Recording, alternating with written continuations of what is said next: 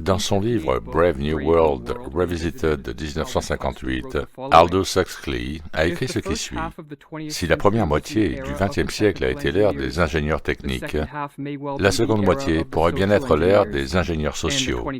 Et le XXIe siècle, je suppose, sera l'ère des contrôleurs mondiaux, du système de caste scientifique et du Brave New World. 30 ans avant de rédiger ces mots, Huxley a écrit son œuvre de fiction classique, Le meilleur des mondes. Situé dans un futur lointain, ce livre dépeint une société dystopique gérée scientifiquement. Dans Le meilleur des mondes, les autorités en place obtiennent la conformité des masses non par la force, mais en leur fournissant des flux ininterrompus de divertissement et en les manipulant avec des drogues et d'autres méthodes technologiques. Huxley a écrit Le meilleur des mondes comme un avertissement. Il pensait que les progrès de la science et de la technologie ouvriraient la voie au type de société décrit dans son livre. Et il prévient que si un ordre du type de Brave New World se solidifie, il pourrait s'agir de la révolution finale ou ultime.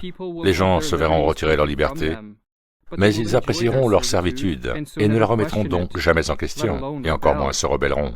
Dans une interview de 1962, donnée à l'université de Berkeley, Huxley explique « Il me semble que la nature de la révolution ultime à laquelle nous sommes maintenant confrontés est précisément celle-ci, que nous sommes en train de développer toute une série de techniques qui permettront à l'oligarchie contrôlante qui a toujours existé et existera toujours d'amener les gens à aimer leur servitude. » Selon Huxley, ce totalitarisme du meilleur des mondes avait toutes les chances de se solidifier au XXIe siècle.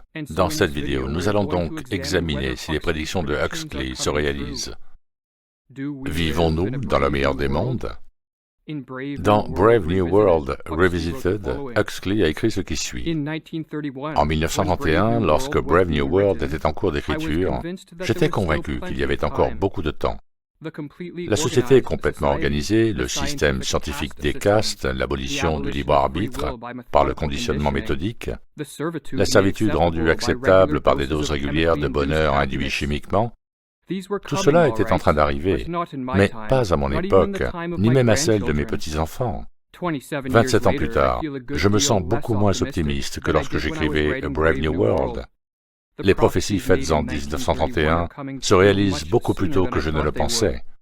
Le cauchemar de l'organisation totale a émergé d'un futur sûr et lointain et nous attend maintenant, juste au prochain coin de rue.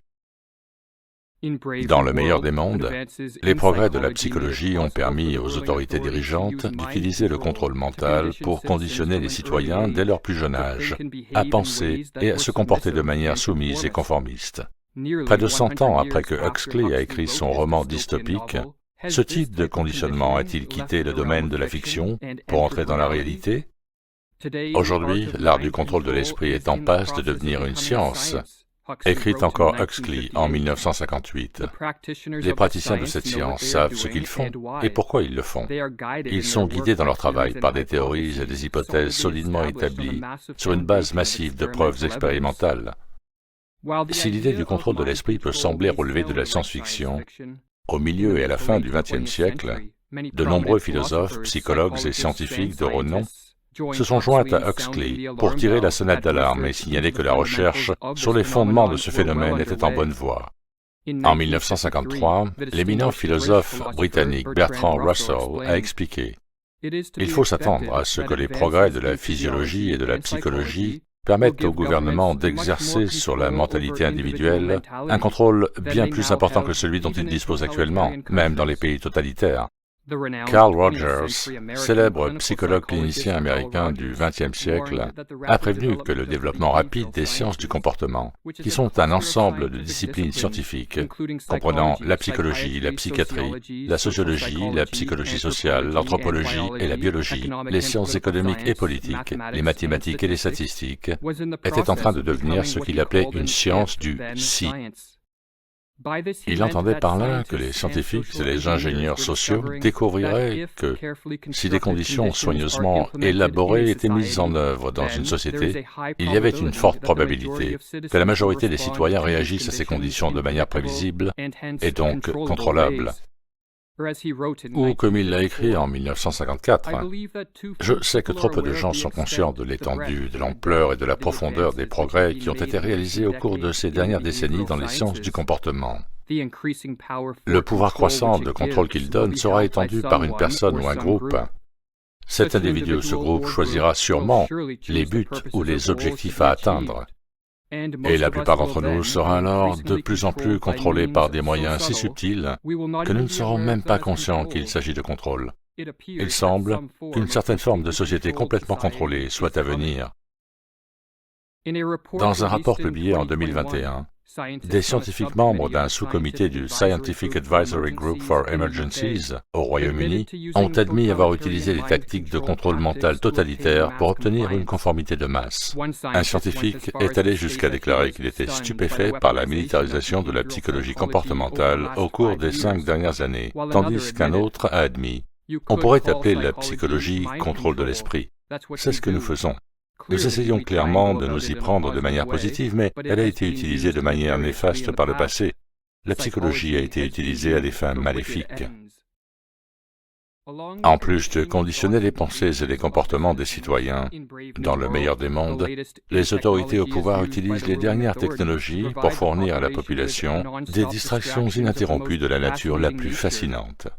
L'objectif de ces divertissements facilement accessibles était double.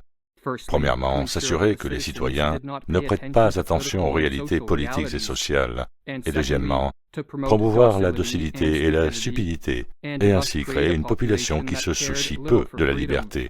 Une situation similaire se produit-elle aujourd'hui? Qu'elle soit imposée intentionnellement à la société ou non, une chose est sûre.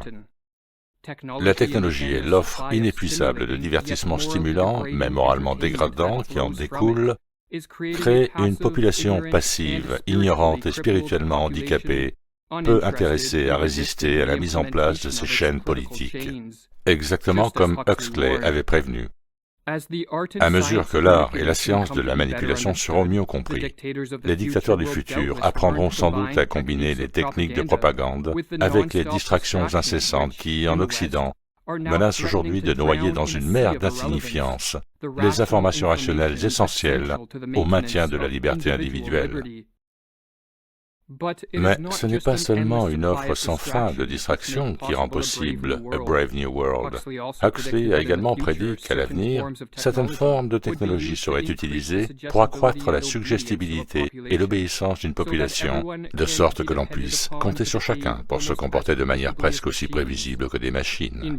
Dans le meilleur des mondes, la technologie utilisée à cette fin s'appelle l'hypnopédie, ou enseignement par le sommeil, que Huxley appelle la plus grande force mobilisatrice et socialisatrice de tous les temps. Chaque nuit, pendant leur sommeil, les citoyens étaient exposés à la propagande et aux suggestions répétées de l'État. Huxley a basé son idée du sleep teaching sur la science de l'hypnose. Les scientifiques savent depuis longtemps que lorsqu'un individu est placé sous hypnose, des ondes alpha sont activées dans le cerveau, tout comme lors d'un sommeil léger. Dans les deux cas, la suggestibilité est considérablement accrue. Comme l'explique Huxley, la plupart des choses qui peuvent être faites avec une personne en transe hypnotique peuvent être faites avec une personne en sommeil léger. Les suggestions verbales peuvent être transmises par le cortex au mésencéphale, au tronc cérébral et au système nerveux autonome. Si ces suggestions sont bien conçues et fréquemment répétées, de nouveaux schémas de sentiments peuvent être installés et les anciens modifiés. Des ordres post-hypnotiques peuvent être donnés, des slogans, des formules et des mots déclencheurs, profondément ancrés dans la mémoire. Bien qu'ils ne soient pas des sujets d'apprentissage du sommeil, de nombreuses personnes dans le monde moderne regardent la télévision presque quotidiennement pendant des heures. Les scientifiques savent depuis des décennies que regarder la télévision active les ondes alpha dans le cerveau, plaçant ainsi l'individu dans une sorte de transe hypnotique, prête à recevoir des suggestions et à être programmée. Le neurochirurgien Adam Lipson explique « Des études d'électroencéphalogramme ont démontré que regarder la télévision convertit le cerveau d'une activité d'onde bêta en onde alpha, qui sont associées à un état de rêverie et à une utilisation réduite des compétences de pensée critique. Lorsqu'il est dans un état hypnotique induit par la télévision, les clichés et les slogans des grands médias, les valeurs morales et les principes idéologiques des émissions et des films ainsi que les suggestions des publicités, des politiciens, des célébrités et de la propagande d'État, contournent les facultés critiques et s'infiltrent dans les fondements de l'esprit. Au fil du temps, le téléspectateur typique se transforme en un robot d'opinion. Ces évaluations du monde sont des régurgitations sans queue ni tête de ce qui a été absorbé par la télévision. Et il y a près de 70 ans, le médecin Joost Meerloo mettait en garde contre les dangers hypnotiques de la télévision, dangers qui s'appliquent aujourd'hui aux ordinateurs, aux smartphones et à toute autre technologie qui transforme l'être humain en spectateur hypnotisé par un écran. L'homme ne pense plus en termes de valeurs personnelles. En suivant sa propre conscience et ses évaluations éthiques, il pense de plus en plus en fonction des valeurs qui lui sont apportées par les médias de masse. La télévision le maintient dans une crainte continuelle et une fixation passive. Consciemment, il peut protester contre ses voix anonymes, mais néanmoins, leurs suggestions suintent dans son système. Dans le meilleur des mondes, la suggestibilité était accrue non seulement par l'utilisation de la technologie, mais aussi par une superdrogue appelée Soma. La sédation systématique des individus au profit de l'État était une planche principale de la politique des contrôleurs du monde. Le Soma n'avait aucun inconvénient physiologique. Pris à petite dose, il stimulait un sentiment de félicité, et à plus forte dose, il générait d'agréables hallucinations et un sommeil réparateur.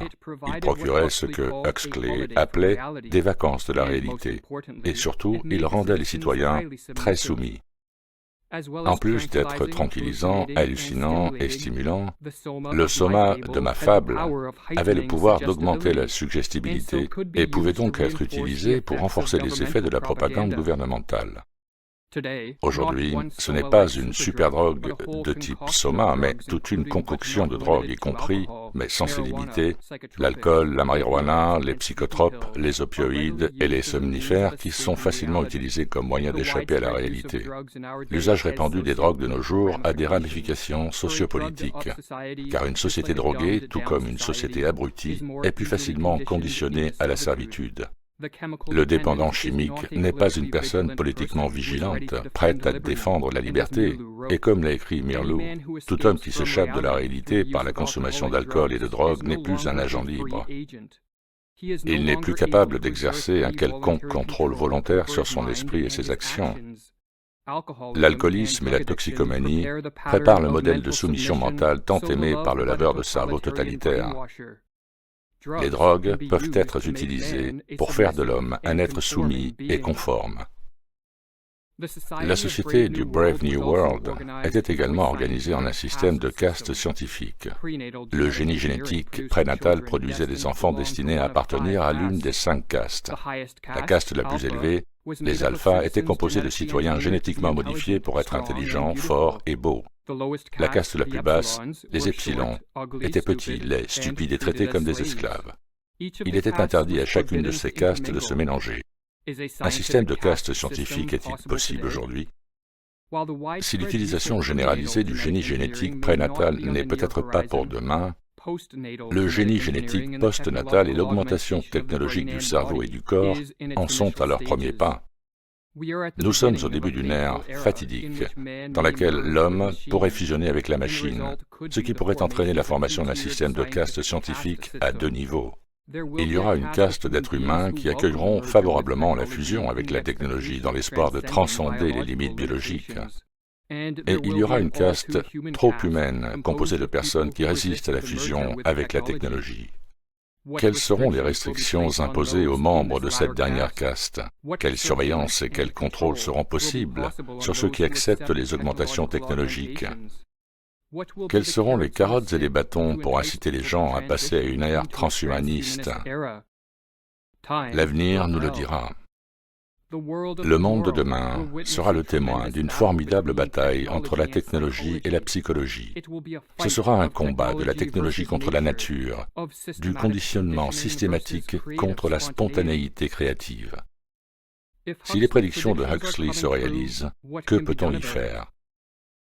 Peut-être n'y a-t-il rien à faire.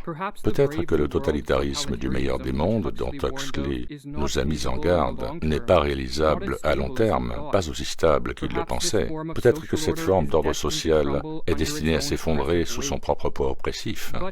Mais peut-être que Huxley avait raison. Avec suffisamment d'avancées dans le domaine de la science et de la technologie, il est possible d'instaurer l'ordre du meilleur des mondes, et une fois pleinement institué, ce sera la révolution finale. Les êtres humains naîtront et seront élevés dans des conditions de servitude technocratique qu'ils ne contesteront pas et auxquelles ils ne résisteront pas car il s'agira d'une servitude que la plupart d'entre eux aiment et défendent. Si cela devait s'avérer être le cas, les derniers mots de Huxley dans Brave New World revisité s'avéreront prémonitoires. Peut-être les forces qui menacent aujourd'hui la liberté sont-elles trop fortes pour qu'on leur résiste très longtemps. Il est néanmoins de notre devoir de faire tout ce qui est en notre pouvoir pour leur résister.